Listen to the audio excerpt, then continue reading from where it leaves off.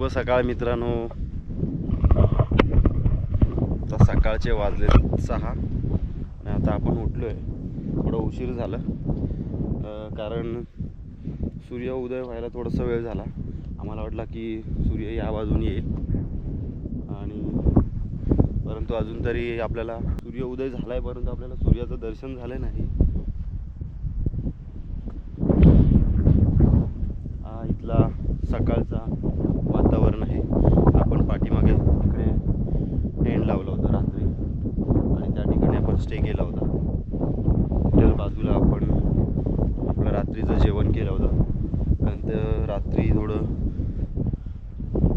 काळोख असल्यामुळे आपल्याला ते जेवणाचं आपल्याला रात्री दाखवता आलं नाही. परंतु रात्रीचं जेवण आपण 9:30 ते 10च्या आसपास आपलं झालं होतं. संपूर्ण डोंगर रांगेत धुकं पसरलंय, परंतु सूर्यदेवाचं दर्शन झालेलं नाही. थंडगार वारा सुद्धा आहे या ठिकाणी सकाळचा. तर मित्रांनो, आता आपण या ठिकाणाहून निघण्याची तयारी करणार आहोत. तर सुरुवातीला आपण सकाळचा चहा घेणार. आता स्वप्नील सर बनवत आहेत. चहाची तयारी करूया. भेटूया आपण थोड्या वेळाने चहा झाल्यानंतर. तर मित्रांनो, हा आपला टेंट होता. रात्री आपण या ठिकाणी आम्ही दोघे या ठिकाणी झोपलो होतो. इकडे स्वप्नील या साईडला, इकडे मी. आणि हा असा आपला सामान विखुरलेला आहे. ती माझी जी फोटोग्राफीची मी जी लाईट वापरतो ती मी या ठिकाणी घेऊन आलो होतो. आणि हा माझा कॅमेरा आणि मोबाईल चार्जिंगला लावलेला आहे. ही एवढी जागा आहे आपल्या टेंटमध्ये असते, तुम्ही पाहू शकता. अशा प्रकारे आपला हा टेंट होता.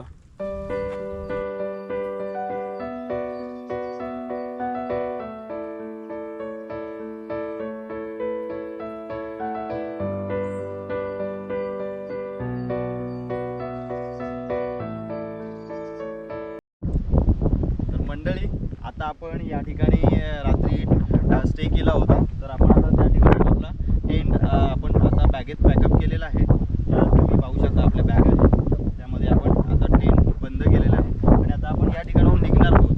तर मित्रांनो, एक गोष्ट मला सांगायची होती ती अशी की या इथे तुम्हाला एक सुद्धा कचऱ्याचं, प्लास्टिकचं किंवा कागदाचा तुकडा तुम्हाला पाहायला मिळणार, जेणेकरून पुढच्या वेळी जे लोक येतील त्यांना कोणत्या प्रकारचा त्रास होऊ नये. आपण लोकांना उपदेश करत असतो की गडावरती कचरा वगैरे करू नका, पण ती सुरुवात आपण स्वतःपासून करायला हवी, ही माझी त्यामागची भावना असते. आणि आता आपण तो कचऱ्याचा सगळा आपण त्या पिशवीमध्ये घेऊन गडाच्या खाली जी डस्टबिन आहे वगैरे तिथे आपण टाकणार आहोत. तत्पूर्वी आपण वरती एक मंदिर आहे, तर त्या मंदिराला आपण भेट देणार आहोत, दर्शन घेऊया आणि आपण पुन्हा आपला खालचा जो प्रवास आहे तो आपण पुढे तुम्हाला या व्हिडिओमध्ये पाहायला मिळेल.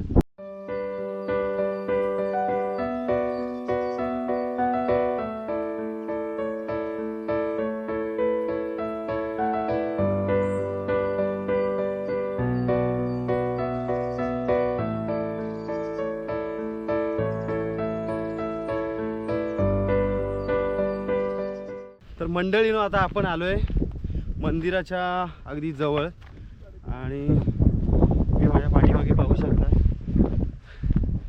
मंदिर आहे. तर बाजूने संपूर्ण ज्या स्टीलच्या रेलिंग्स आहेत, कारण दोन्ही बाजूला आपल्याला उंच दरी पाहायला मिळते.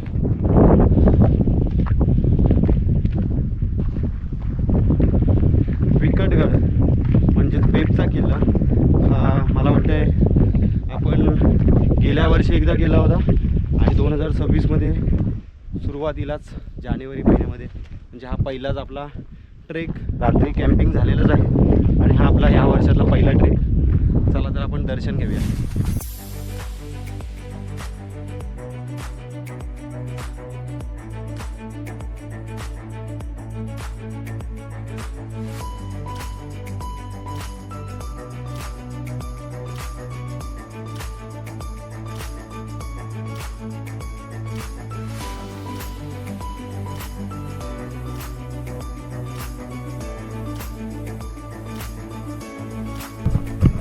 मंडळीनो, आता आपण आपलं दर्शन झालेलं आहे आणि आता आपण या ठिकाणाहून निघत आहोत.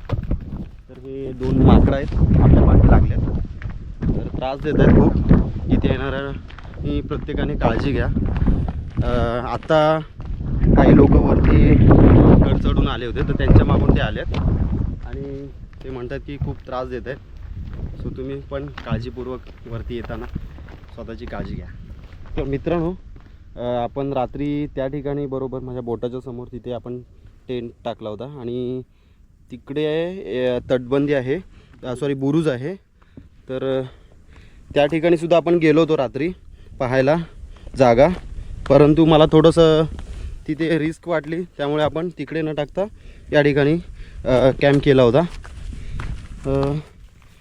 मित्रांनो, आणखी एक गोष्ट की उतरताना या अशा प्रकारचा पायवाट आहे, जी थोडी निसरडी आहे, पाय घसरू शकतो. छोटे छोटे दगड येतात पायाखाली आणि त्याच्यातून आपली जी बूट किंवा चप्पल आहे ती स्लिप होऊ शकते. त्यामुळे शक्यतो जास्त करून ट्रेकिंग शूजच यूज करा. त्यांना ग्रिप भेटते. हे असे छोटे छोटे पायाखालची दगड असतात, त्याने स्लिप होऊ शकतात पाय आणि आपल्याला मोठ्या प्रमाणात दुखापत होऊ शकते. तर मित्रांनो, आपण या ठिकाणी टेंट टाकला होता, या ठिकाणी आपण कॅम्प केला होता. तर या ठिकाणी अशी एक समाधीसुद्धा आहे बरोबर त्याच्या पाठीमागे. रात्री ती आम्हाला दिसली नाही, परंतु ती आता दिसते आणि हा तो समाधीचा चौथर आहे. म्हणजे या ठिकाणी एखादा छोटासा घर असावा फार पूर्वी.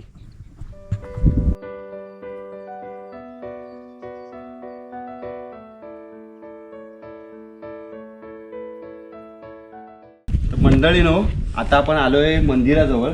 हा जो खाली मंदिर आहे, शंकराचं मंदिर आहे आणि इथे आपल्याला 3 आणि इकडे 4 अशा एकूण 4 टाके आपल्याला पाहायला मिळतात. समोर नंदीचं छोटी एक दगडी मूर्ती आहे आणि आपल्याला आतमध्ये शंकराची पिंड पाहायला मिळते आणि बरोबर त्याच्या समोरच आपल्याला ही खूप उंच दरी पाहायला मिळते. सो इकडे आलात तर काळजीपूर्वक तुम्ही दर्शन घ्या.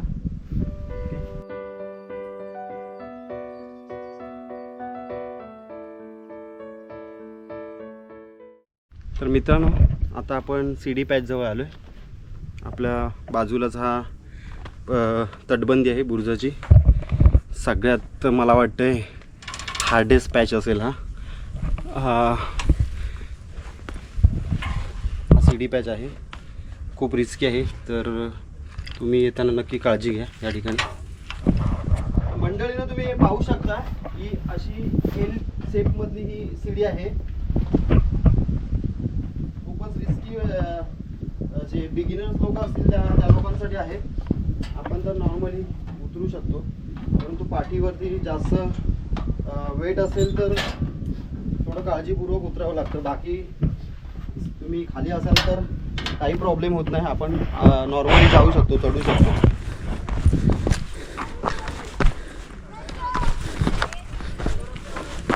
तर मंडळीनं थोडीशी रिस्क इथे सुद्धा आहे, कारण एक पाय जरी सुटला तरी आपण दरीत पडण्याची शक्यता जास्त मोठ्या प्रमाणात आहे.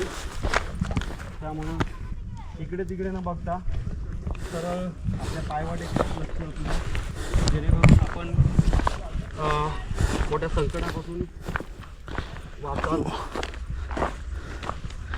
पावसाळ्यात या ठिकाणी खूप जास्त मोठ्या प्रमाणात स्लिपरी सुद्धा असते आणि थोडी जास्त रिस्क असते या ठिकाणी. त्यामुळे संपूर्ण तोल आपला या बाजूलाच करून चढताना किंवा उतरताना सेम हीच पोझिशन असते.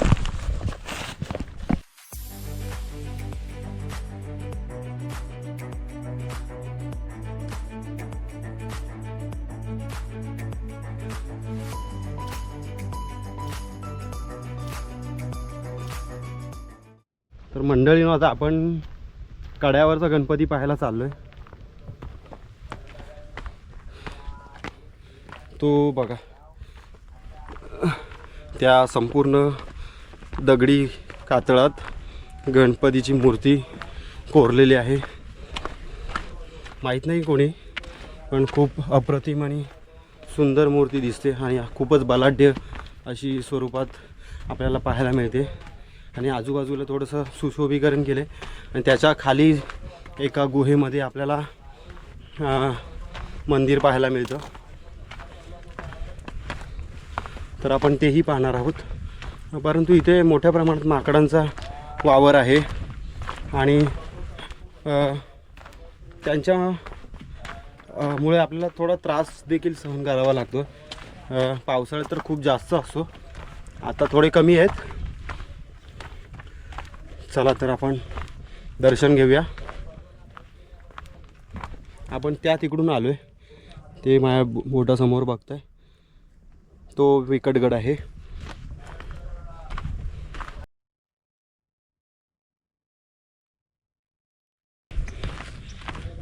तरी समोरच आपल्याला महाराजांची फोटो फ्रेम पाहायला मिळते आणि याच दगडी कातळत बाप्पाची मूर्ती त्या बाजूने आपल्याला पाहायला मिळेल.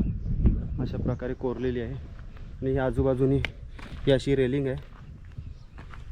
पाहूया आपण. तर हे बाप्पाची मंदिर आहे. तुम्ही पाहू शकता आतमध्ये छान अशी मार्बलमध्ये बाप्पाची मूर्ती आहे. त्याच्या बाजूला हे छोटंसं उंदीर आहे ज्याच्या हातामध्ये मोठासा मोदक आहे. तर आपण दर्शन घेऊया. आणि हा आजूबाजूला ही अशा पद्धतीची मोठी उंच खोल दरी आहे आणि त्या तिकडून माथेरानची ट्रेन जाते आणि ही संपूर्ण सह्याद्री रांग आहे, जी की आपण पावसाळ्यातसुद्धा पाहिली होती. तेव्हा वेगळी होती आणि आता वेगळं चित्र आपल्याला पाहायला मिळते. तर मंडळी, आता वाजले आहेत दुपारचे 12 आणि आता आपण बरोबर माथेरानच्या या रेल्वे ट्रॅकवरून आपण चालतो आहे. आणि आता काल आपल्याला खूप लेट झालं होतं, त्यामुळे आपण आपला कॅमेरा आपण काढला नव्हता बॅगेतून. बट आता आपण जाता जाता फोटोशूटसुद्धा करतो आहे आणि आपला ब्लॉगसुद्धा आपण कंटिन्यू ठेवला आहे. तर ओव्हरऑल कालचा एक्सपिरियन्स खूपच भयानक आणि खूप सुंदर होता.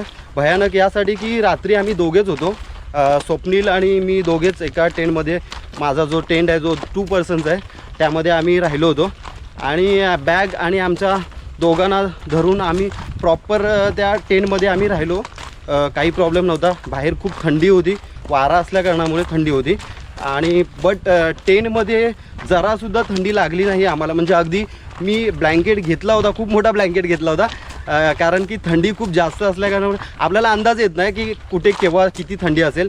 सो मी ब्लँकेट चांगला घेतला होता आणि नंतर मग असं वाटायला लागलं की उगाच ब्लँकेट घेतला आणि खूप जास्त वजन आणलं. त्यामुळे ब्लँकेटची खरंच खूप आपल्याला गरज लागलीच नाही.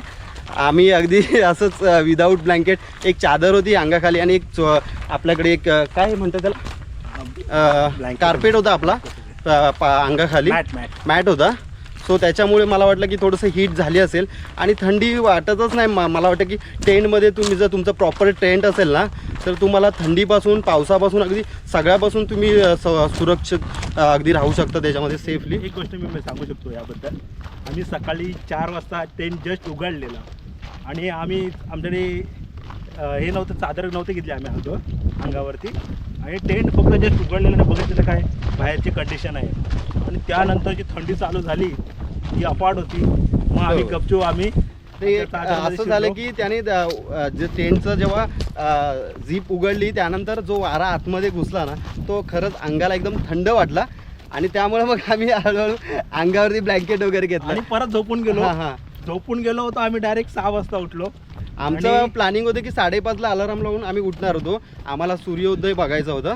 बट ते असं झालं की खूप जास्त मोठ्या प्रमाणात सगळीकडे वातावरणात धुकं होतं, त्यामुळे तो सूर्य उदय झाला आणि तो आपल्याला दिसलाच नाही. म्हणजे कळलंच नाही ॲक्च्युली की अरे सकाळ झाली आहे म्हणून. आणि टेंटमध्ये तर कळतच नाही ऑब्विसली. आणि मॉर्निंग 7 वाजता ते सूर्य उदयाचा हे झाला, आम्हाला सूर्य दिसून आला. येस. तर ओव्हरऑल आजचा एक्सपिरियन्स आणि कालचा धरून एक्सपिरियन्स खूप छान होता आणि कॅम्पिंगसुद्धा खूप मस्त झाली.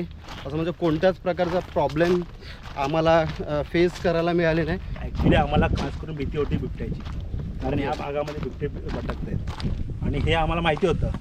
तरी पण आम्ही असे भटके आहोत की जे हो, मनाला हो, वाटेल हो. ते करतो. अनप्लॅनिंग ट्रिप. आता असं झालंय की आम्ही मनातली भीती गायब झाली.